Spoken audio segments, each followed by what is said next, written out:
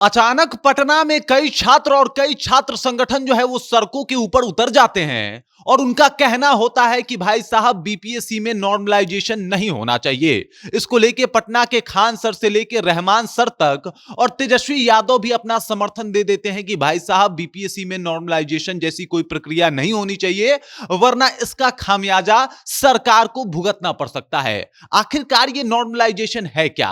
आखिरकार सरकार के विरोध में इस तरीके का प्रदर्शन पटना की सड़कों के ऊपर क्यों हो रहा है? आखिरकार ये बीपीएससी के छात्र चाहते क्या हैं और नॉर्मलाइजेशन हो जाने से क्या कुछ हो सकता है? सब कुछ आज आपको विस्तार पूर्वक समझाऊंगा कि आखिरकार पटना वाले खान सर क्यों विरोध प्रदर्शन कर रहे हैं और छात्रों को नॉर्मलाइजेशन से क्या दिक्कतें आ रही हैं। सब कुछ आपको विस्तार पूर्वक समझाऊंगा और इस वीडियो के जरिए आप सब कुछ बहुत बारीकी से समझ भी पाएंगे। लेकिन उससे पहले मेरा परिचय जान लीजिए। मेरा नाम है रजत और आप जनता जंक्शन देख रहे हैं। पिछले कुछ दिनों से इस बात के ऊपर हंगामा तेज हो गया है कि भाई साहब बीपीएससी जो है वो नॉर्मलाइजेशन करने वाली है और इसको लेके तमाम छात्र संगठन के साथ साथ जितने भी पटना के बड़े शिक्षक हैं वो भी सड़कों के ऊपर उतर जाते हैं और इसके खिलाफ विरोध प्रदर्शन करना शुरू कर देते हैं कि भाई हम ऐसा नहीं करने देंगे। ये देखिए खान सर भी उतरे थे पटना की सड़कों पे। इन्होंने साफ तौर पे कह दिया था कि भाई साहब हम ऐसा नहीं होने देंगे, चाहे इसके लिए मुझे आप जेल भेज दीजिए। और देख लीजिए खान सर और रहमान सर को 1.5 घंटा तक कस्टडी में भी रहना पड़ा था। तेजस्वी यादव बकायदा लाइव आके कहते हैं कि ये छात्रों के जीवन के साथ खिलवाड़ हो रहा है और हम ऐसा नहीं होने देंगे। मतलब विपक्ष को एक मुद्दा मिल चुका है और शिक्षक गण जो है, छात्रगण जो है वो जाके इसके खिलाफ प्रोटेस्ट कर रहे हैं, विरोध प्रदर्शन कर रहे हैं। अब पूरा माजरा क्या है मैं आपको समझा देता हूं। आखिरकार ये नॉर्मलाइजेशन होता क्या है जिसकी वजह से बिहार के छात्र गलियारों के साथ साथ राजनीति गलियारा भी गर्म है, आपको एकदम से समझ आ जाएगा। नॉर्मलाइजेशन जिसको लेके प्रोटेस्ट हो रहा है, इसको आप यूं समझिए कि नॉर्मलाइजेशन तब होता है जब बहुत सारे छात्र जो है वो एक साथ एग्जाम दे रहे होते हैं। मतलब अगर बीपीएससी 17वीं की बात की जाए, 17वीं बीपीएससी में 4 लाख स्टूडेंट जो है उन्होंने फॉर्म फिल किया है। मतलब 4 लाख स्टूडेंट एग्जाम देने वाले हैं और ये कोई बहुत बड़ा आंकड़ा नहीं है। तो आप समझ जाइए कि यहां पे नॉर्मलाइजेशन करना एक तरीके से बेतुका दिखाई दे रहा है। दूसरा होता है कि नॉर्मलाइजेशन तब लागू होता है जब 2 पाली में परीक्षा हो। मतलब अगर डे में एक हो और एक नून में हो, मतलब एक दोपहर में हो और एक सुबह में एग्जाम हो, तो नॉर्मलाइजेशन लगाया जा सकता है।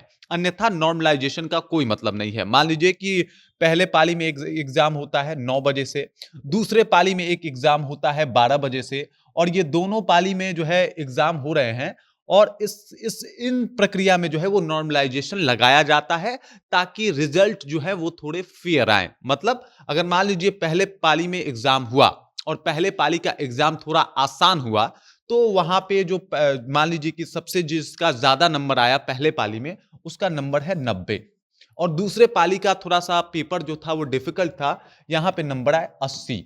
अब समझिए कि 80-90 आप यहां पे स्पष्ट देख रहे हैं। इसी को नॉर्मल करने का मतलब यहां पे तो 90 आए हैं, यहां पे 80 आए हैं, इसी का आंकड़ा एक निकाला जाता है और एक बीच का रास्ता निकाला जाता है कि भाई साहब टॉपर तो ये भी है, टॉपर तो ये भी है, तो एक बीच कंबाइंड करके एक परसेंटेज निकाला जाता है जिससे कहते हैं, जिस प्रक्रिया को कहते हैं नॉर्मलाइजेशन।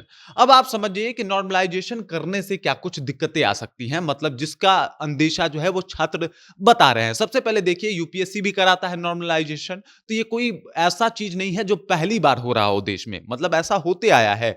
लेकिन 4 लाख स्टूडेंट में नॉर्मलाइजेशन कराना ये बिल्कुल तुक की बात नहीं है, ऐसा हो ही नहीं सकता। ये प्रोटेस्ट जो हो रहा है और जिस तरीके से छात्रों के ऊपर लाठी बरसाए जा रहे हैं, इसको एक गलत तरीके से देखा जा रहा है क्योंकि छात्रों के मन में कहीं ना कहीं एक थोड़ा सा संदेह है कि नॉर्मलाइजेशन क्यों करा रहे हैं आप, जब आपके पास 4 लाख स्टूडेंट हैं और एक पाली में एग्जाम होने वाला है, तो नॉर्मलाइजेशन जैसा कुछ तो होना ही नहीं चाहिए। इसके ऊपर बीपीएससी का कहना है कि भाई हमने तो कोई नोटिफिकेशन दिया ही नहीं है आपको कि हम नॉर्मलाइजेशन कर रहे हैं आपके एग्जाम में, तो आप लोग प्रोटेस्ट क्यों कर रहे हैं। मतलब बीपीएससी कह रही है कि हमारे तरफ से कोई नॉर्मलाइजेशन जैसा मैंने कोई नोटिफिकेशन दिया ही नहीं है, सब फॉर्म फिल हो गए हैं, 4 लाख लोगों का एग्जाम होने वाला है, डेट भी मैंने लगभग लगभग बता ही दिया है, तो नॉर्मलाइजेशन जैसा सवाल ही क्यों पैदा होता है। देखिए दो बातें होती हैं नॉर्मलाइजेशन करवाने की। पहला कि सरकार को लगता है कि पेपर लीक हो सकता है, तो दो पाली का पेपर लीक कराना थोड़ा डिफिकल्ट होता है।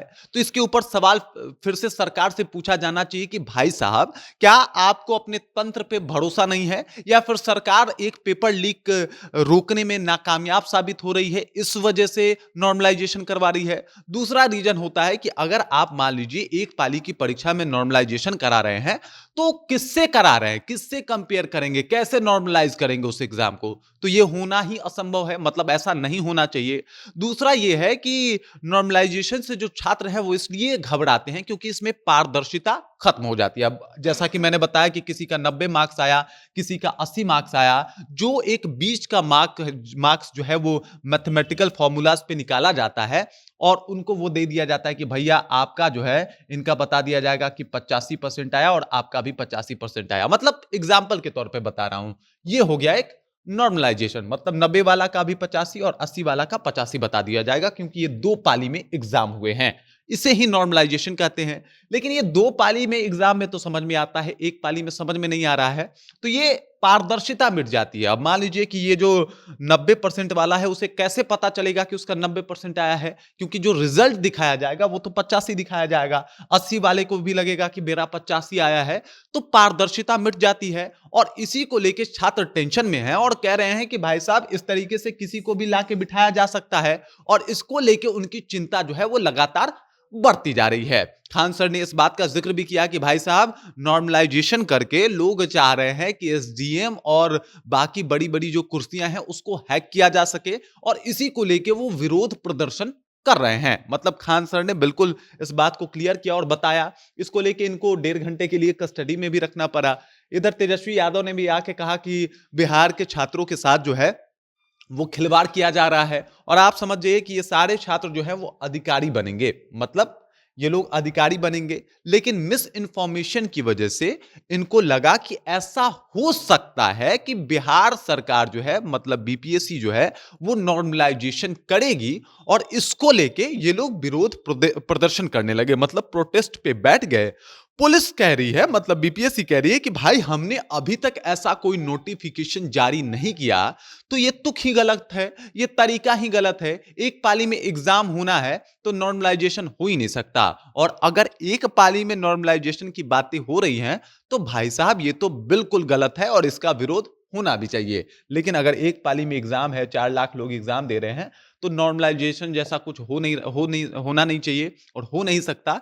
और जिसका जिक्र जो है ये छात्र कर रहे हैं लगातार कि भाई, नॉर्मलाइजेशन नहीं होना चाहिए। तो छात्र हो सकता है कि थोड़ा बहुत मिसगाइड हुए हों किसी और वजह से, या फिर अगर बात किया जाए कि गुपचुप तरीके से नॉर्मलाइजेशन लागू करना अगर बीपीएससी चाहती है, तो ये वहां पे गलत हो सकता है, और इसके खिलाफ छात्रों का प्रदर्शन जो है वो रुकना भी नहीं चाहिए। क्योंकि अगर उनको इन्फॉर्म ही नहीं किया जाएगा कि उनका एग्जाम किस तरीके से लिया जाने वाला है, तो ये एक तरीके से उनके साथ बेईमानी होगी। अब दो पाली में एग्जाम होता है तो वो लोग समझ नहीं पाते कि उनके साथ क्या हुआ, उनको पता ही नहीं चल पाता। अब छोटी छोटी चीजें भी मायने रखती है। मान लीजिए कि पहले पाली का एग्जाम संडे को था, दूसरे पाली का एग्जाम मंडे को है। अब संडे वाले को ऑटो अच्छा से मिल गया, वो अच्छे टाइम से पहुंच गया, मंडे वाला थोड़ा लेट पहुंचा, तो उसके साथ तो एक दो क्वेश्चन का ऐसे ही मार्जिंग हो गया। हो सकता है वो ज्यादा स्ट्रेस के साथ गया हो। ये सारी समस्याएं आती है नॉर्मलाइजेशन में। पारदर्शिता कम हो जाती है, और ज्यादा फेयर एग्जाम जो है वो बिना नॉर्मलाइजेशन के ही होता है, और इसी वजह से बिहार के छात्र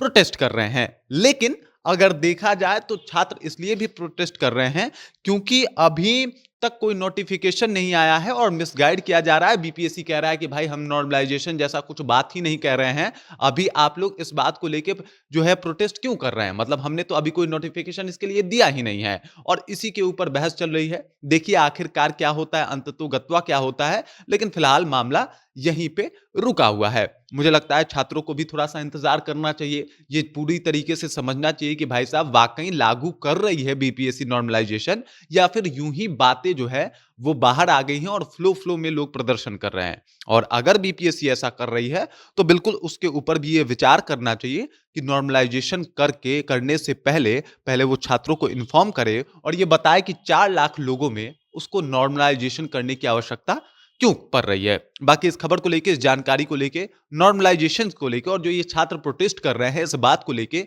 आप क्या सोचते हैं? आपके जहन में क्या कुछ चल रहा है? कृपया कमेंट कीजिए और अपना विचार हम तक पहुंचा दीजिए। बाकी आप देख रहे हैं जनता जंक्शन और मेरा नाम रजत है।